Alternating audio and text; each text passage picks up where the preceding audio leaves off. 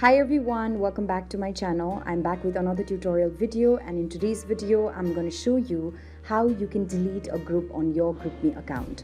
So if you use GroupMe and have a certain group but now want to end the conversations to group and delete the group altogether, this is what you can do.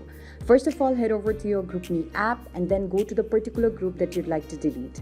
There you can see that on the upper right hand side, tap on it and then go to settings. As you go to settings, scroll downwards until you see an option that says end group. Tap on end group and then tap on end group again in order to confirm your deletion action. It says here that the process cannot be undone, so make sure that you think thoroughly through it and then decide. So in this way you can see that my group has now been disappeared. So this is basically how you can delete a group. It's a very simple process and I hope that I have guided you through it.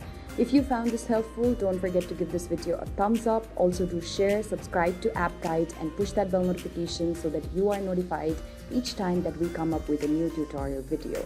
Thank you so much for watching, you guys. I'll see you around next time.